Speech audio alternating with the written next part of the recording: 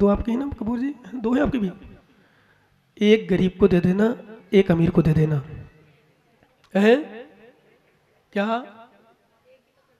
एक की तो करी, दूसरी की और कर दे गरीब के यहाँ, अबे तो करी अमीर के यहाँ। क्या त्रिलोक जी कितनी हैं? एक ही तो, एक ही है। क्या करें आजकल एक ही में संतुष्ट हो जाते हैं लोग। बोले महाराज चौकी छे जितनी छे ठीक है, घड़ी छे, यही तो महाराज पालन नहीं होता। बहुत सारे लोग कहते हैं एक ही लड़का हो गया इतनी बहुत बड़ी समस्या है। खैर छोड़ो, इस विषय को नहीं लेने अभी विषय दूसरा लेना। सच में यदि गरीब की यहाँ लड़की है और पिताजी आया भाई आए तो सम्मान खूब मिल जाता है, और अमीर के यहाँ पहुँच जाए तो भाई को सम्मान भी ढंग से नहीं मिल पाता है। इसलिए लड़कियों को ध्यान रखना, बच्चियों में कह रहा हूँ, जिस कई बार लड़की सुन मैं तो बाहर, मेरे तो कोटा में शादी हो, मेरे तो जयपुर में शादी हो, मेरी दिल्ली में शादी हो, मेरी बॉम्बे में शादी हो, मेरी यहाँ शादी हो, वहां शादी हो।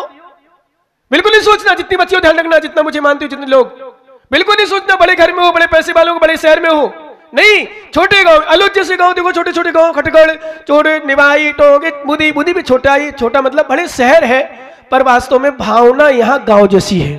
अरे गांव जैसे मतलब आस्था, श्रद्धा, भक्ति।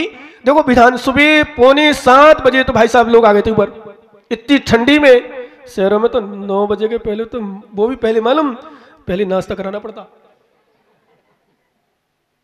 इसलिए मैं गांव जैसा मानता हूं इसको, परंतु विश्वास मानो, सच कह रहा हूं, ध्यान देना। दो को एक छोटे गांव में देना, एक बड़े शहर में देना, फिर देखना कितना सम्मान में अंतर मिलता है, पिताजी को, भाई को, भाभी को, सबको। बहनें भी आएंगी तो देखना 3 भाई हैं, 4 भाई हैं, 2 भाई हैं, सबसे ज्यादा कहां रुकेगी? अब तुम लोग तो बोलना ही नहीं, क्योंकि तुम्हारी तो आदत खराब है झूठ बोलने की। तुम तो बोलोगे हाँ जहां हमें प्रेम मिलेगा, हाँ ये भी सही है, कथनचित मानते हैं, कथनचित मानते हैं, भी मानते हैं, जहां प्रेम मिलता है, जहां हमें सम्मान मिलेगा वहां जाते हैं, परम सत्य है। क्यों भाई, सही है ना? लेकिन प्रेम के साथ साथ प्रेम धन पायो, ये भी तो मिलना चाहिए भाई। संधि विच्छेद आप कर दो, हमने एक साथ जोड़ दिया। प्रेम धन, प्रेम भी हो, और सबसे बड़ा प्रेम किससे होता है? बुंदेलखंड में कहावत है, बाप बड़ो ना भैया, है ना? बाप बड़ो ना भैया, सबसे बड़ा रुपया। सच में आज पोजीशन हो गई भैया, क्या करूं? लड़कियां भी अधिकांशतः देख लेना, कोई लड़की मतलब कोई ननद है, भाभियां उनकी, उसी भाभी की यहां जाएगी जिसकी यहां कुछ मिलता है। गारंटी से मैं कह रहा हूं, यदि भाभियां देना बंद कर दे अपनी दीदी को, वो ननद पहुंचती नहीं भाभी के पास, वो कहीं किराया और ना निकले। राखी बांधने आई बेचारी जयपुर से, मान लो उदाहरण के लिए, अब जयपुर से राखी बांधने आई और पूरा किराया लगा, खर्च लगाओ, ये लगाओ, भाभी जी ने तो राखी और मिठाई और शरीफल का चुका दिया। तो पहले तो दीदी मना करती, नहीं चाहिए भाभी जी, रख लो आप। रास्ते में खोलती लिफाफा, रास्ते में खोलती लिफाफा, और विश्वास मानो वहां किराया भी, डीजल भी निकलता है। तो मालूम अगली साल क्या करती है? वो पोस्ट कार्ड लेती है, लिफाफा लेती है और कलम उठाती है और लिखती है, भैया भाभी, भैया जय जिनेंद्र, मैं आने में असमर्थ हूं, ये राखी भेज रही हूं, प्लीज ये राखी भाभी जी से बनवा लेना। क्या? क्यों? क्योंकि यदि भाभी ने अच्छा सम्मान कर दिया, अच्छा दे दिया, अच्छा कर दिया, तो विश्वास मानो आ जाते हैं दीदियां, और नहीं देते तो नहीं करते। भाई भाई में देखो सबसे ज्यादा व्यवहार किसके यहाँ होता है? जिसके यहाँ कुछ होता है। गरीब अधिकांशतः अमीर को पूछता है।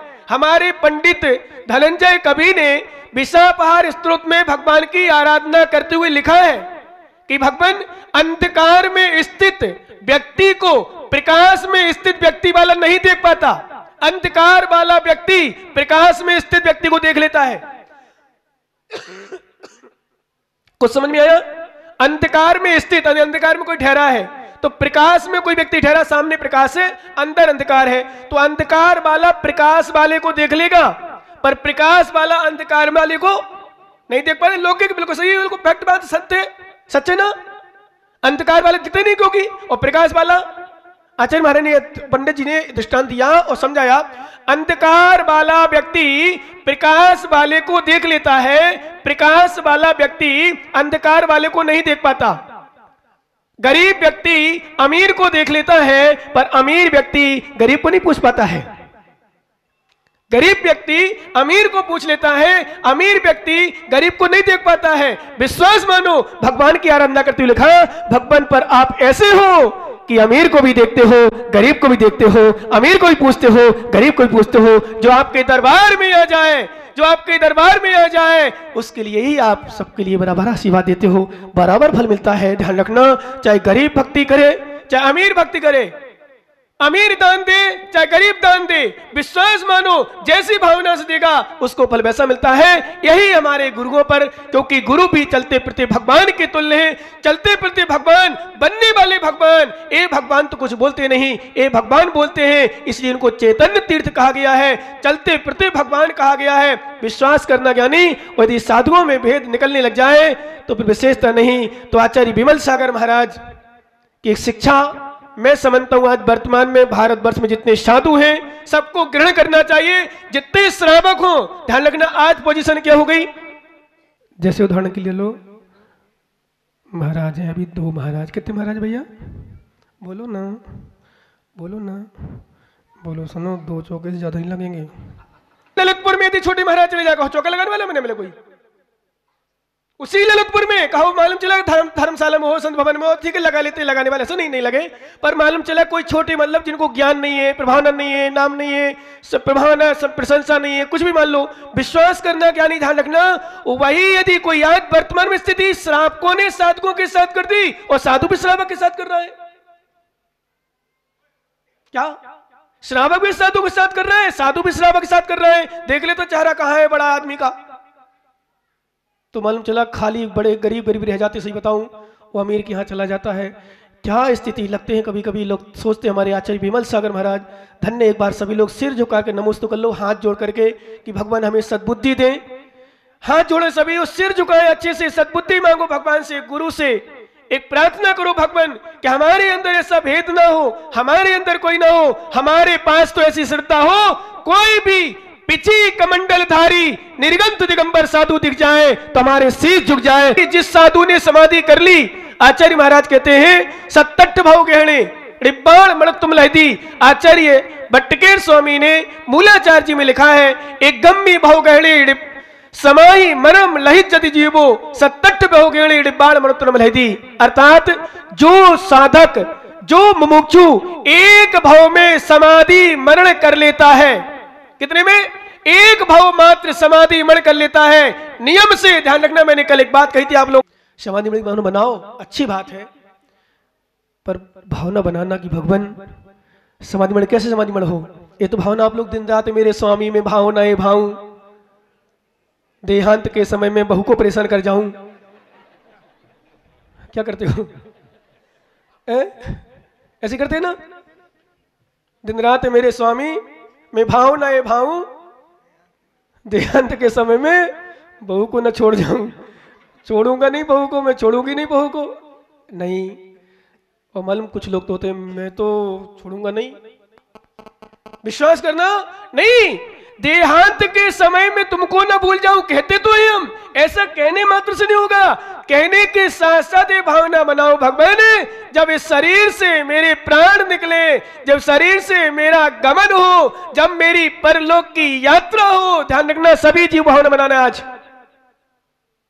क्योंकि आचार्य विमल सागर महाराज जी की ऐसी समाधि हुई है, आपको बता दूं, सबको कह दिया जाओ मुझे अच्छे से यात्रा करना है, परिक्रमा की निवेदन किया गया कि महाराज परिक्रमा और दर्शन यात्रा करें, दर्शन करें, तो उन्होंने सबको बुलाया, बोले चलो चलो सभी यात्रा करेंगे आज, लेकिन ऐसी यात्रा करेंगे, हम ऐसी यात्रा करेंगे जो शायद कभी नहीं हो पाएगी।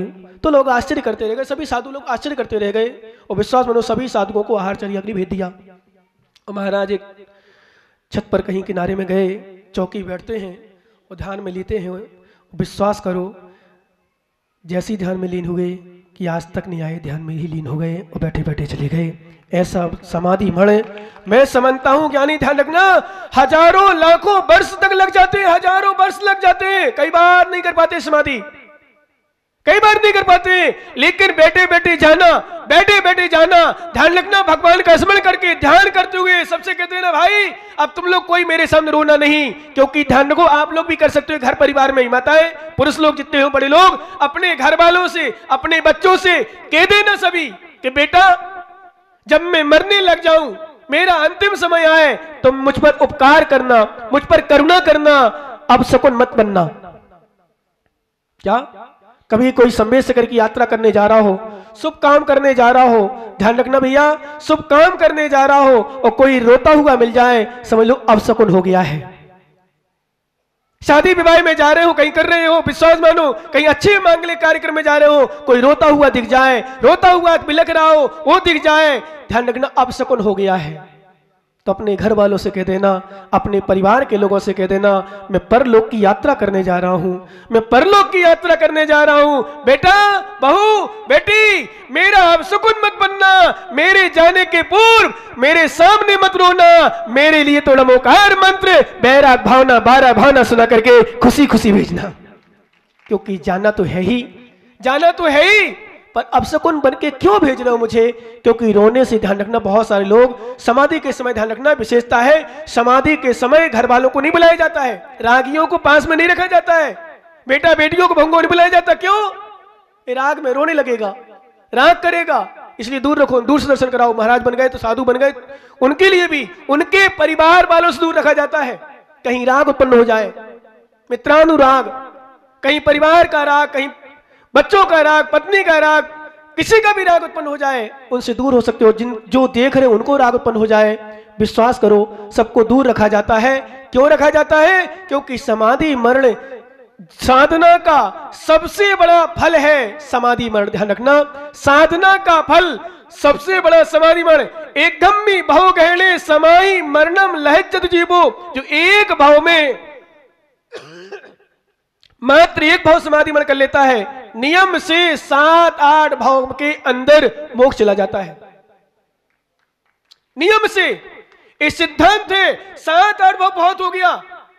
यदि एक बार भी समाधि मन कर लिया, समझ लो 7-8 भाव। हम लोग जो 7 लोग कहते बोले महाराज जल्दी दीक्षा लेने की आवश्यकता क्या है, बुढ़ापे में ले लेंगे।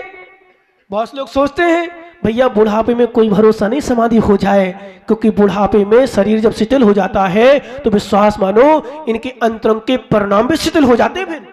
और पंचम काल में तो स्पष्ट लिखा है, पंचम काल में युवा लोग ही साधना कर पाएंगे, बुढ़ापे में साधना नहीं हो पाएगी। परिणाम विकृत होते हैं, कसाएं जागृत होती है, झुंझलाहटपन आ जाता है, और मालूम इच्छाएं अनेक प्रकार की उत्पन्न होती हैं। इसलिए युवा अवस्था में जो साधना की जाती है वो वृद्ध अवस्था में साथ देती है, वृद्ध अवस्था में काम आती है। आज की साधना समाधि मन के लिए उपयोगी है, यूं कहें तो निमित्त है। आज साधना करोगे तो आगे भविष्य में, वर्तमान में, भविष्य में समाधि के समय विश्वास मानो साधक बनेगी। जैसे उपवास करना, केशलोन करना, पैदल विहार करना। बोले महाराज आप पैदल विहार करते हो, आप ऐसा करते हो, सर्दी लगती है बंद हो जाओ। रजत कालीन वालों तो निकल नहीं दिया बाहर, बोले महाराज सर्दी लगेगी।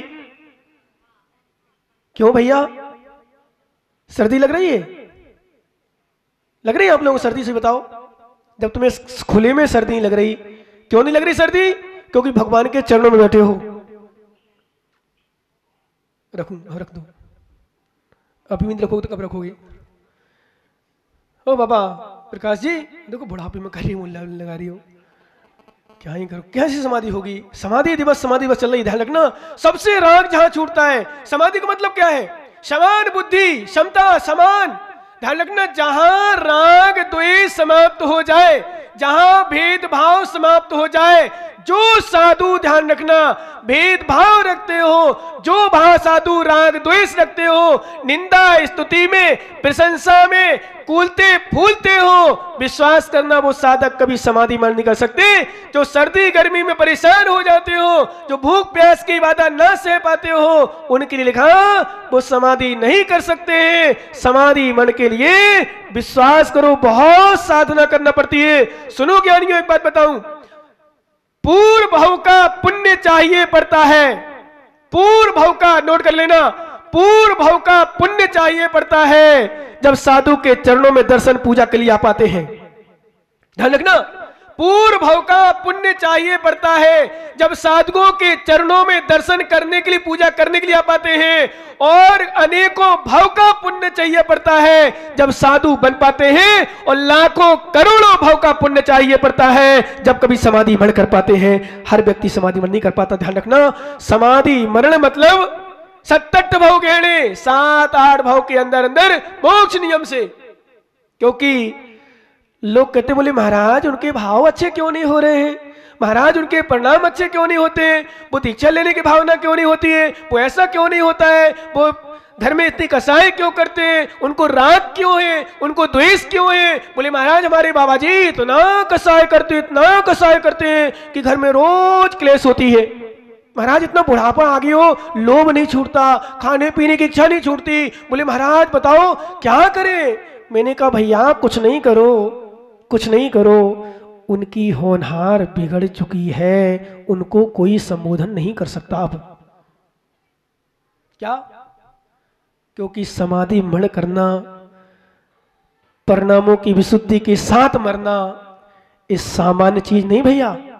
बहुत पुण्य चाहिए, बहुत ध्यान रखना भैया, बहुत पुण्य चाहिए पड़ता है।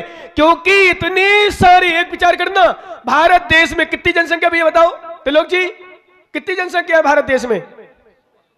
125 करोड़, मतलब 1.25 अरब, ऐसी ना, 1.25 अरब मतलब 1.25। ठीक, अब मेरा प्रश्न है आपसे, 1.25 करोड़ में कितने प्रधानमंत्री हैं? बोलो ना भैया, कितने प्रधानमंत्री हैं?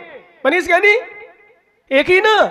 इतने सारे 1.25 करोड़ में नरेंद्र मोदी जी प्रधानमंत्री हैं, आप क्यों नहीं बने? घर के प्रधानमंत्री नहीं बने। बोले महाराज देश के कहां बनेंगे? हाँ बोले हमारे यहाँ तो पत्नी चलाती है हमारी। बोलो ना सही है?